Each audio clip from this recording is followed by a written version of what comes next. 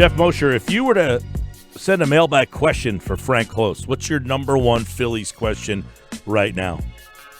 My number one Phillies question would be to please name some closers or late inning arms around the MLB who he thinks the Phillies would be wise to try to acquire at the deadline. Got any answer for that, Frank?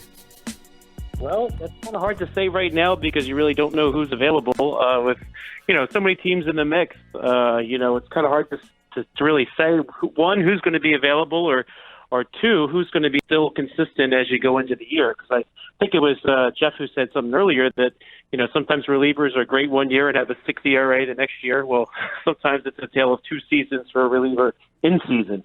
True.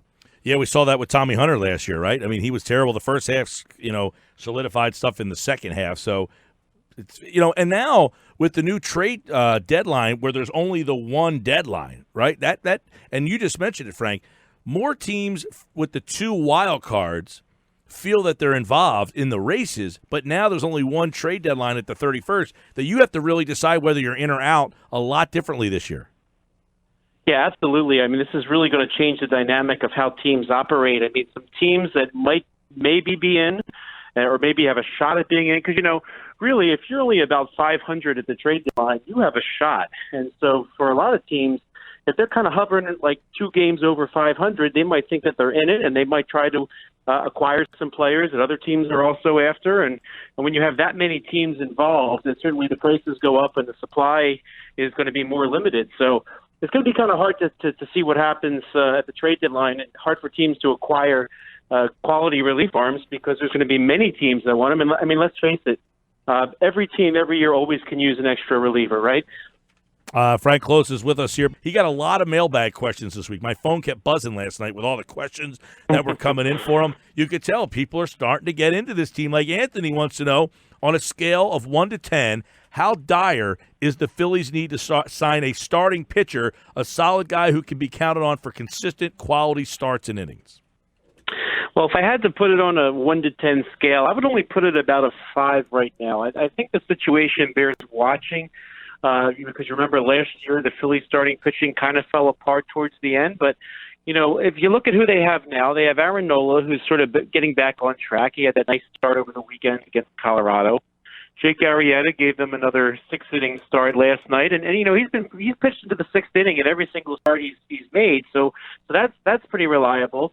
Zach Eflin was unbelievable for a few starts and continues to pitch very, very well. And it's hard to argue with what Jared Eichhoff and Cole Irvin have done so far. And now, let's not forget about Nick Pivetta, who, by the way, was named International League Pitcher of the Week last week. So the Phillies have depth in Pivetta.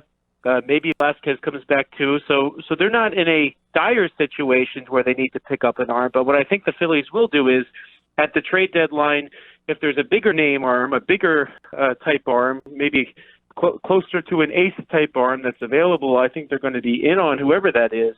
But I think if there's somebody else that's kind of middle of the road, I think that they're actually pretty well set for their starting rotation now. And unlike last year, they have Eichhoff and they have Irvin in the mix, which means if somebody falls off the rails a little bit, there's going to be somebody around to pick them up. So I don't think it's a dire need, but I think they'll always be looking to upgrade. And I think we saw when they signed they traded for JT Realmuto over the winter, that whenever they have a chance for an impact player, that they're going to be in on that player, and I think that would hold true for pitching as well. Frank, we have a fresh question from Fred that is actually the exact same question I wanted to ask you. I was at the game Sunday.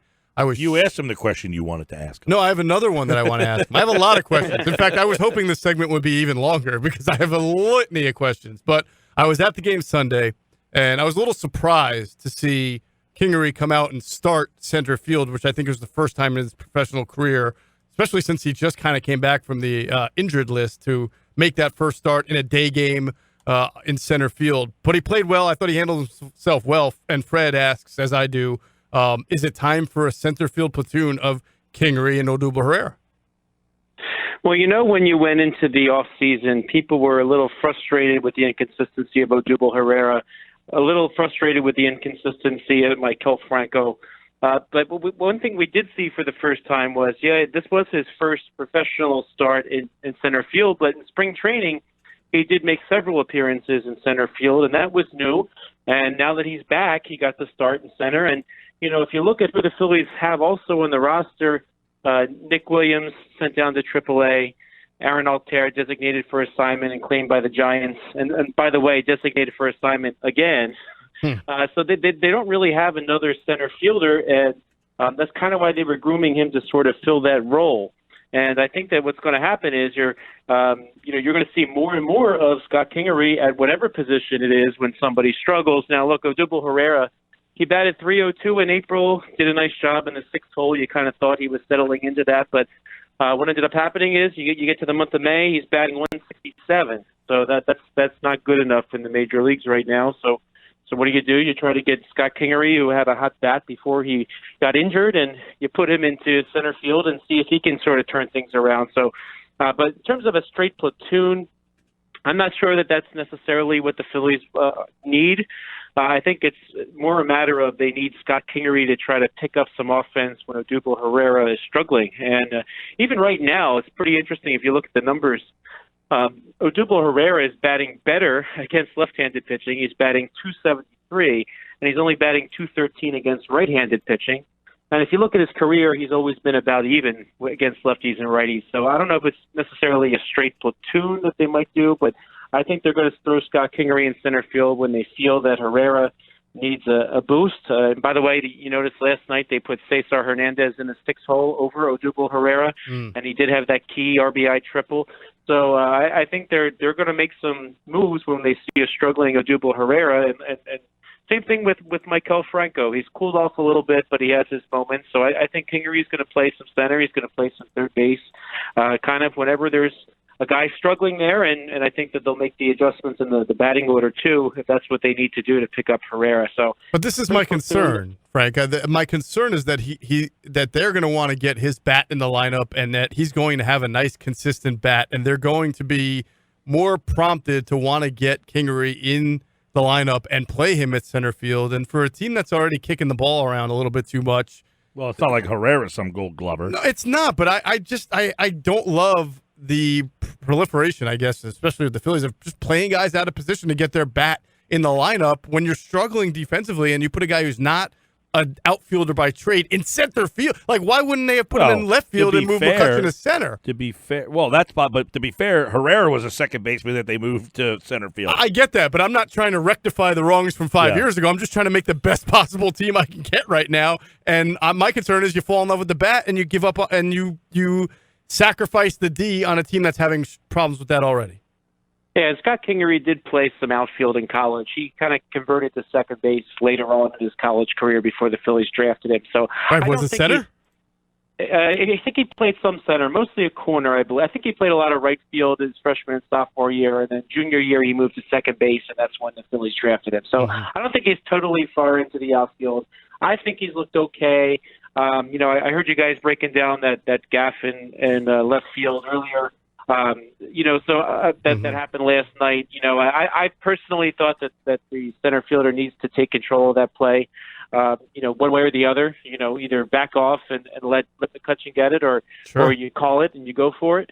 So I can, as long as Kingery can sort of take command in that way, I think he'll be okay. And in some respects, the center fielder, with the left-right motion and having players on both sides to sort of pick them up, sometimes you can get away with a little bit more. I know when I was a terrible fielder in grade school before I got good, they used to throw me in left field, right? That was yeah, you play left field, fielder. Right?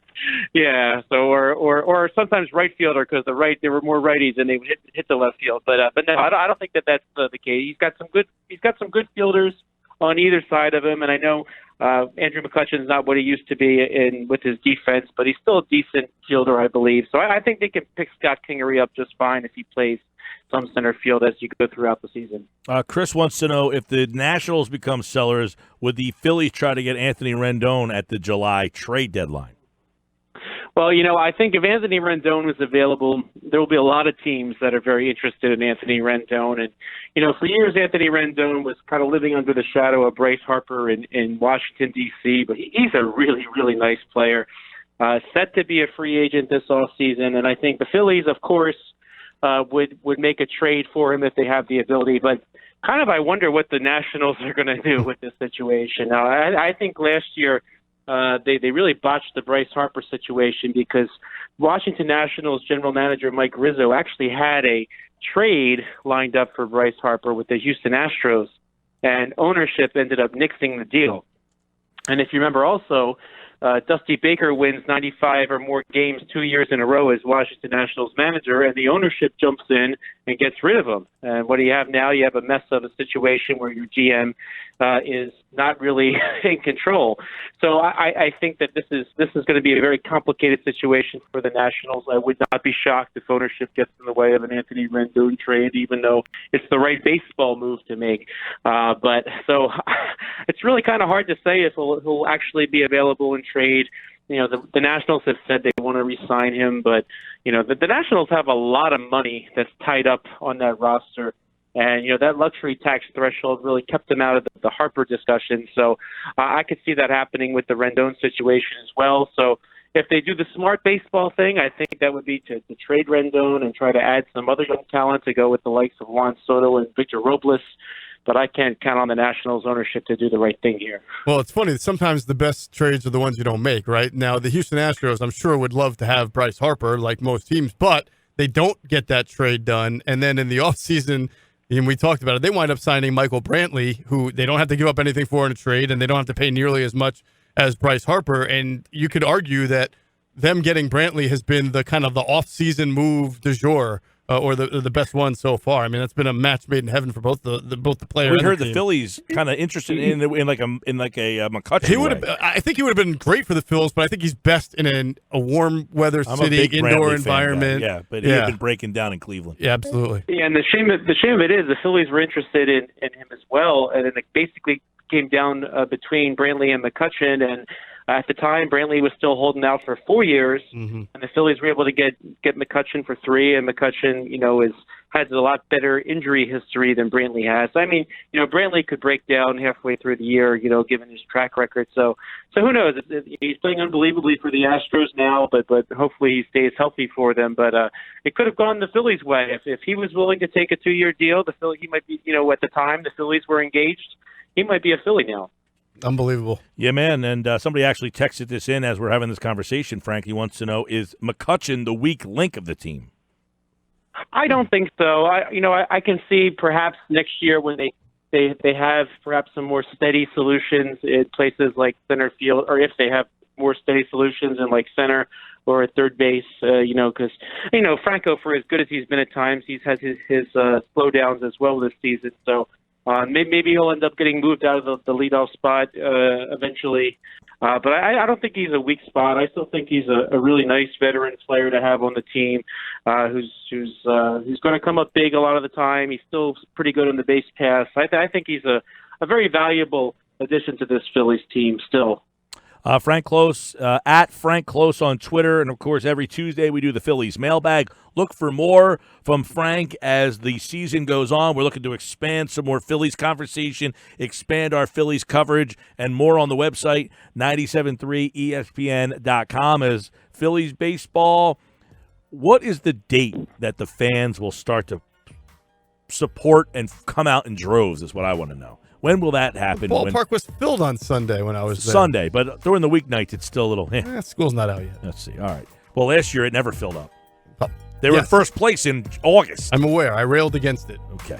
I was mad. Frank will be back with more Phillies conversation throughout the season, of course, and always at 97.3 ESPN.com. Thanks, Frank. Thanks, guys.